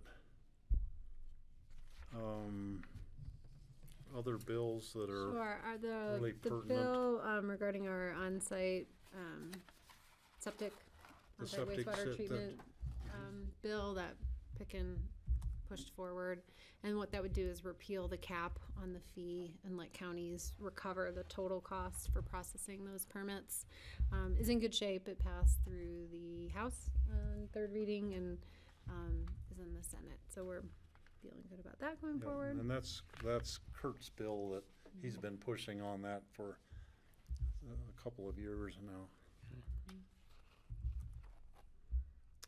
Mobile home parks, there's a couple of, since the last time we spoke, there's a couple of bills regarding mobile home parks. One is an update to the bill that we supported last year that would strengthen it further to protect residents of mobile home parks. And then there's an additional one that Steve may testify on that would give mobile park owners the opportunity to buy the underlying land in a situation where the owner is looking to sell. Let's see, one thing we found out from Bob Rankin spoke at one of the sessions, and just as a member of JBC basically, and he said that there right now is $135 million shortfall in the state budget between the money that is available and the requests that are being made for funding. So the JBC is tasked with deciding what $135 million worth of projects is not going to happen, basically. We also had a broader discussion about transportation funding, and just the intractable situation that seems to pose.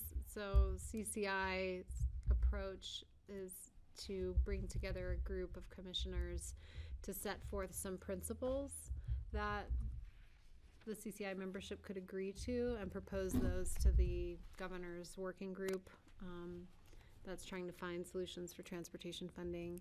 And so as opposed to looking at things like, put a fee on this or a fee on that, general overarching principles, such as users pay type of thing, and all modes pay something into the fund would be kind of examples of that. So that's another kind of conversation that I think that CCI will convene to at least present what we think should be the principles for any solution.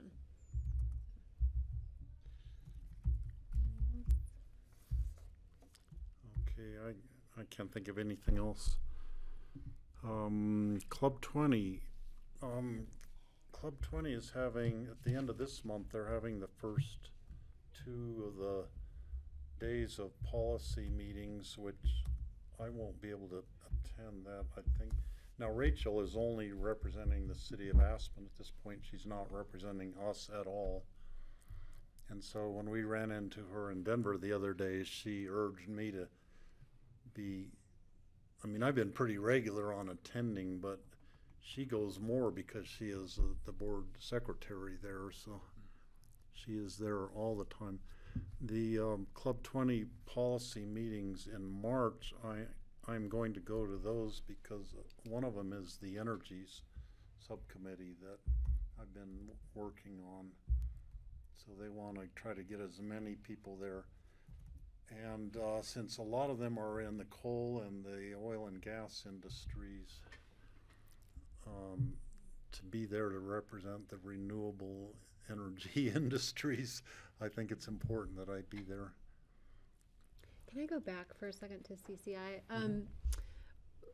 We also discussed a bill that has not yet been proposed, but is set to be proposed and is supported by CML on inclusionary zoning. And so this would, this would let communities say that communities require an affordable housing component to development, which was eliminated when the Telluride case came forward, I think in 2000. So we kind of get around that with a housing impact fee, and then we use that. But this, and other communities get around it by sort of trading, like, okay, we'll give you a variance if you give us affordable housing. But this would just give the opportunity for jurisdictions to include it, in zoning.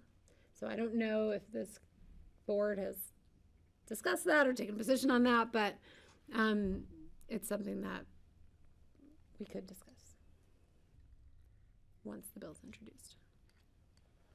Any thoughts? Well, I'd wait. It sounds like it's premature for us to take a stance. Yeah, I don't think, I just want to give a heads up. Right away. So rather than spend a lot of time and energy, let's sort of see if it develops. One thing I think we should let the whole board know about is Kelly and I have been working with Michaela Higgins, and she has been coordinating between Kara and Nan Sundin and Karen Kuhneman and Kurt Dahl. Right. And I can't think if there's anyone else, but especially those 4 are tuned into different aspects of the state, the legislative process in different areas of expertise. And so we really have a robust county effort to track bills this year and to be trying to be more effective at the state level. Yeah, absolutely. And we encourage you to keep working with her because she's kind of our point person now for you all. So anything coming up, just feel free to reach out. So, and I'm taking notes here too that I'll get back to her on. And I don't think any of that will be a surprise because I talked with her this morning. Good. Okay. Yeah. All right. Good. So let's see, Colorado Basin Roundtable. I did not make the last meeting, so I don't have an update from them. Nor was I. I wasn't there either. Well- We skipped Board of Health. Board of Health has a meeting on Thursday, this Thursday. Thank you, Greg. Yeah, we have a meeting this Thursday where, of course, we're going to be talking about, right off the bat, the coronavirus is big on the agenda. There'll be a briefing on that. Let's see, what else do we have, just to see. We had a board retreat outcome results. We'll be looking at that from our recent board retreat. Nominating new chair and vice chair. That seems to be the bulk of it. Probably some other data. We always do an idea, an open discussion idea session. Interesting things come out of that, but I think the coronavirus will be the main attraction there. And then back to you, to our RWAPA. RWAPA had our board discussion last week. We discussed the director's work plan and the first year of our new director is April Long, who's been in there a little bit more than a year now, and she got great reviews from everybody. She's doing quite well. She's still a part-timer with us, but she's getting a lot of things done and infused some good energy into the organization. There was talk of management of the aquatic nuisance species program at Rudai, which is probably the second most important one in the state right now. We've caught more boats coming from mostly Lake Powell and managed to keep the mussels, the aquatic nuisance species, out of Rudai. But there are some issues with the company that does the management, that manages the staff that are the rangers at the dock. It's a national company. It's not particularly responsive. There's actually talk of it's possible we may try to take over management and hire our own people there, and might even reach out to the community around Rudai, people in the community have suggested they'd like to police it. They have the greatest stake in it, and the people who are using the reservoir, and there've been enough complaints that we're going to look into the possibility of going a different route. The state isn't happy with this contractor either, so that's pretty much. And there's also talk of starting maybe a Friends of Rudai up there to get more people who really have a stake in the frying pan and the Rudai involved. So that reminded me of something one of the Parks and Wildlife guys said at CCI. They were talking about the amount of mussels on the boats, water skis, paddle boards coming out of Lake Powell has shot up drastically. And they said that there's been a change in the pattern of the mussels are actually on the surface of the water a lot of times now. They think it's something to do with the climate change issue, or maybe with the water levels being lower or the water temperatures different or something. But that's what they're thinking, is there's more being the adults being attached to different watercraft coming out of Lake Powell. Mm-hmm. Someone said, couldn't we do something where they would inspect and clean everything coming out of Lake Powell rather than have to do it at Rudai and all over the place? Right. There was talk of that. There was talk about actually having a stop at the border. I don't know if anybody read that article about the Grand Junction state patrolman who is really good at instinctively, stopping drug runners. And the guy has an amazing track record. And they thought, well, maybe they put the aquatic nuisance species right next to him, Mm-hmm. But you'd think it would be right at the takeout at the lake would be the best place. But somehow, they don't seem to have control over that. Mm-hmm. But so far, Rudai's done quite well in stopping them, knock on wood, because not every other reservoir in the state has had as much luck. Mm-hmm. Let's see, ACRA, Patty's not here. RAFTA. RAFTA, the main thing we discuss is what we discussed here with the reservation system. The board of directors gave that a thumbs up, so that's going to be implemented this fall. We'll find out more information as the program gets developed. Mm-hmm. Good. That's a reservation system for the maroon bells, for those who are watching. We all knew what you were Yeah, talking which will about. start in September to October as a pilot program. So senior council is meeting tomorrow from 1 to 3 at the senior center. Sarah Ott, the Aspen town manager, was supposed to be there, but she had a conflict now and is coming in March instead. Anybody watching this show, this is a public meeting open to the public, and anybody interested in senior or aging issues are welcome to come to the senior council. Meets the third Wednesday of every month. Nordic Council? I missed it, but I think the tracks are still being set. It's been a good winter. It's looking good. I'm getting pretty good towing two kids behind me. Yeah. Let's see, Intermountain TPR, anything? We didn't meet since the last time. Yep. CC4CA? Yeah, there's a lot going on with CC4CA. They thought this was going to be a quiet legislative session, and that is turning out not to be quite the case. So some of the bills that they are working on, the single-use plastic bans and the polystyrene ban, because CC4CA broadened their policy approach at last year's retreat to include looking at solid waste issues, so advocating for that. Some other ones have to do with kind of air quality standards, looking at a biodiesel blend requirement in diesel fuel sales.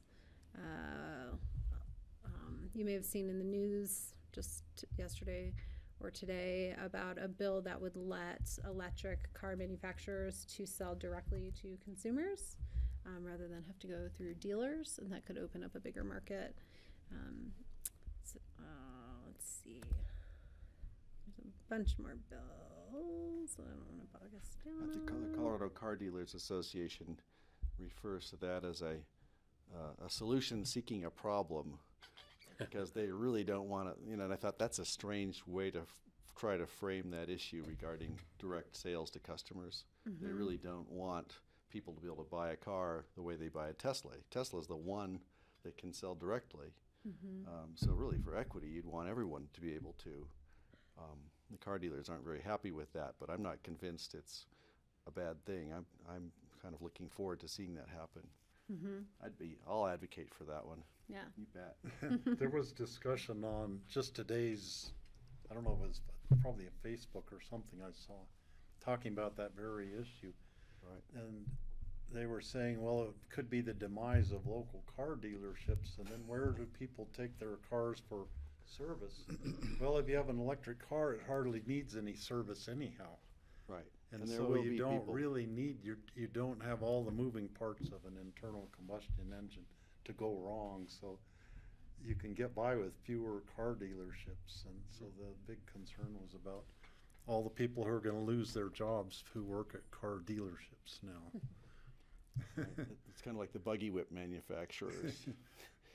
They all went out of business. And Go ahead, then, you're sure, still yeah. recording. Sorry. There's a lot. If you want to There's a know lot there. more about CC4CA, I'm happy to spend some time and discuss everything. But in addition, so because of all the bills that passed last year, CC4CA has taken a larger focus on regulatory actions. So that involves the Air Quality Control Commission and the Public Utilities Commission. They feel like they have good experience with the AQCC and how to work with them and do advocacy there, and less experience on the PUC. Now, one of the decisions that the steering committee made was to allow for CC4CA to go after some grants, and that was in a little bit in response to a request to CC4CA to ask for a grant. So, gosh, I forget the name of the foundation, but there's a foundation based out of Carbondale, actually, that's related to the Walton family that wants to give $70,000 to CC4CA to hire staff to work on PUC regulatory issues, do some media outreach. And there's a third thing I'm forgetting. And so there was discussion about that and, you know, looking at what does that mean for the percentage of funding that comes from members versus come from grant. And so the steering committee felt that this was sufficient, that 85% of the budget is still coming from member dues, and that our members are all still on a consensus basis agreeing to the policy objectives. And so taking grant money doesn't kind of undermine that, and that's just something we'll continue to watch if there's further approaches to CC4CA from foundations who want to fund the work. So that's pretty exciting, and we'll, you know, let them get involved in more of these conversations about transitioning from coal and looking at renewable energy portfolios by the big investor-owned utilities that all take place at the PUC. So kind of some exciting work there.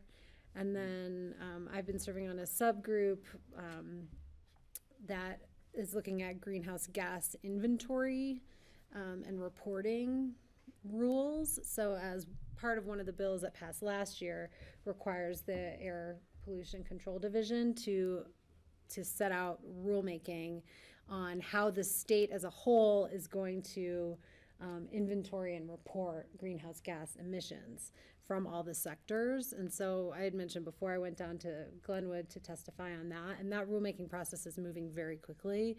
So there's input that they're requesting now, and it's actually a really strong team and strong staff. There's staff, one of the people who's on that rulemaking staff at the state was the director of the Canary Initiative at the county or at the city, so has some real, you know, just longevity in this field.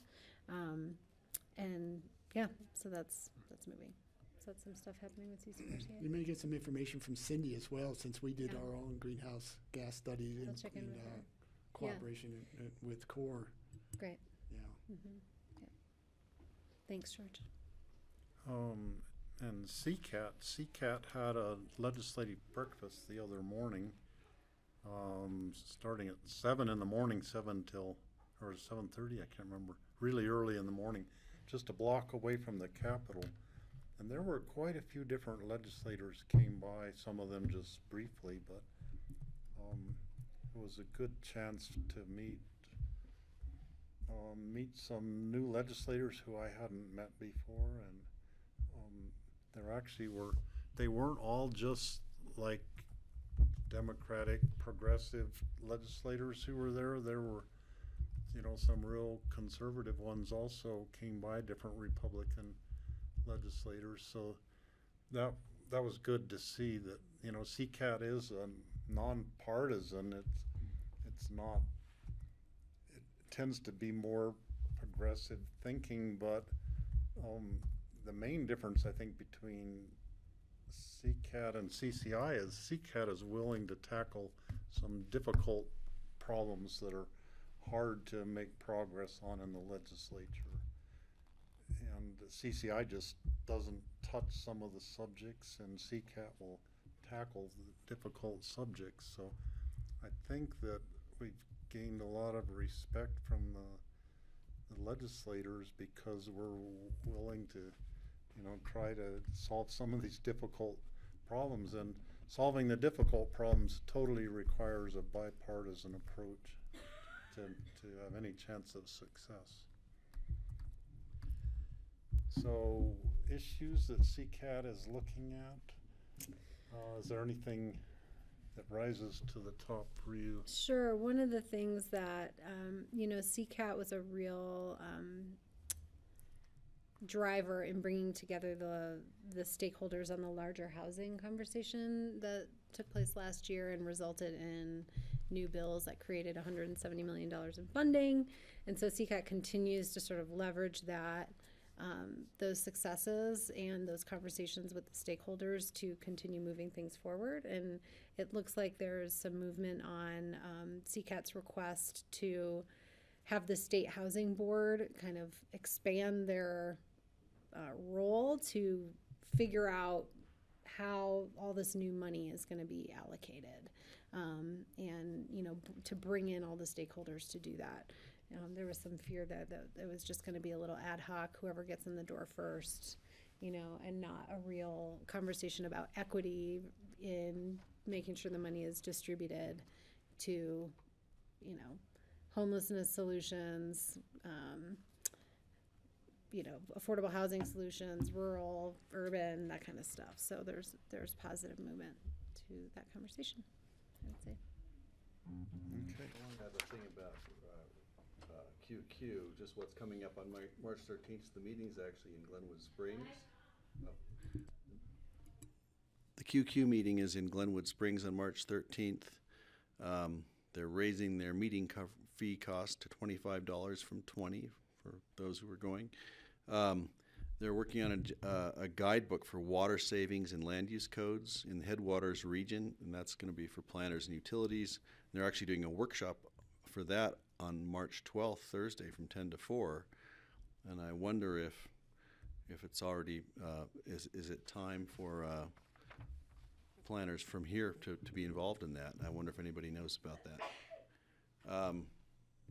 And there's another a webinar on the linkage between water and the state's economy coming up with QQ. And that webinar is going to be on, I was hoping I could find it for you quickly. That's March 3rd, 12 to 1. And let me just see if they have the web address for anybody interested would contact Josh at conservationco.org. That's what I've got. Enough. Okay. That's all we have on our agenda. Does anyone else have anything? So I emailed you, all of you, the budget, the request from CORE on the Imagine Climate, just so you have that information. Oh, this is for a month long. That's for a month long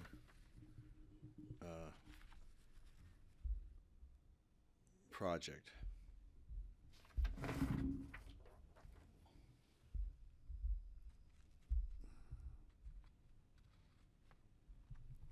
And March 3rd is when I will be out of town in Savannah right then, so I won't be able to attend then. Well, it's more of a question in terms of, maybe I missed it while I was on the phone with Mona, in terms of responding to their request for funding. So did I miss that? You didn't miss a lot of conversation other than that, No. that we Okay, want to make sure. Well, that's why I got this information, because Right. That we wanted to make sure some others that are already doing this work in the community are included, really, so we're not siloing or being too redundant. I think we generally support it. okay, so again, that would come out of our discretionary fund, so we just need to let Rich know. And so and I didn't see the email, George, are they requesting the full 1,500? That's what the request Okay, is. all right. We can give them whatever we feel is appropriate. So, and it looks like that's for the totality of their Imagine Climate series. This actually, And then the event, the it event, looks like it's $2,500 for this specific. Are they asking for? That's not to us. They're just asking for a total of 1,500 Yeah. from us, and that's for the Imagine Climate or for for everything. I think it's for everything. Yeah, I think it's for the whole series. For the whole series. So you can notice that, City of Aspen is in for 3,000, Town of Snowmass Village and Town of Basalt are each in for 1,500. So our Okay, we're in good company. Do we Okay, have so we support can- then for? I have to say, I love the concept. I'm looking at a budget of $40,000 to do an event, a month-long event, and I'm impressed with the number of people who've kicked in $500 to $3,000 and more. I think it's amazing. It's impressive, the work they've done. I have to ask, what's the money for? And I want to know. So there is another, I sent you a follow-up email. Is that there had is there more detail? the expenses on Okay, it. there's the detail There's that I the hadn't Climate seen. Billboard Project, DJ Spooky, Reading List, the U.S. Green Building Council Resiliency Event, Outer Climate, Inner Climate, which is what this paper refers to, and then outreach, engagement, and that gets you to the total budget.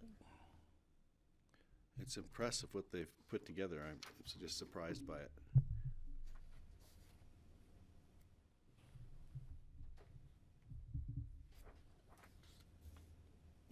Were you asking if we had a thumbs up for Well, it's up on supporting it?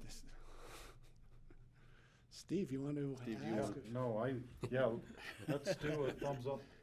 Okay. That's what I was sort of starting to ask, and then, We're kind of in a hurry with this, I guess. I'm going to say certainly a thumbs up, but next time I'd really like them to come and present to us on what they have in mind before. This feels like a bum's rush here to me. Well, typically when we get requests coming in for grant requests, especially for a discretionary fund, we don't have a line of people coming in. Otherwise, you'd have a line out the door. So we just ask people to send in a proposal, and then we discuss it.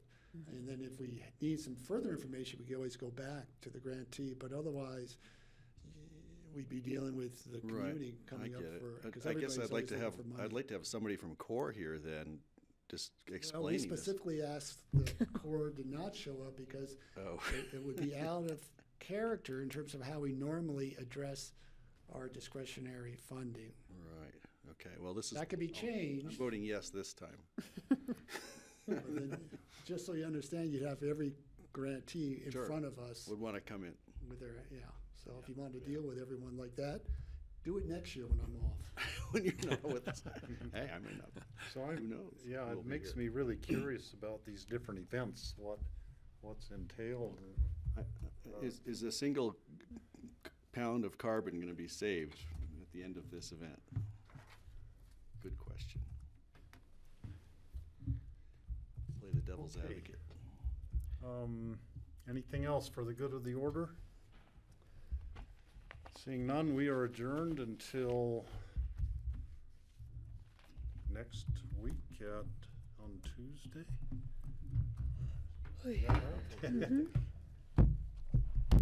Okay, thanks. Thanks, Amy. I could get to Mexico and back in that time. So Rich, you're like, no, no.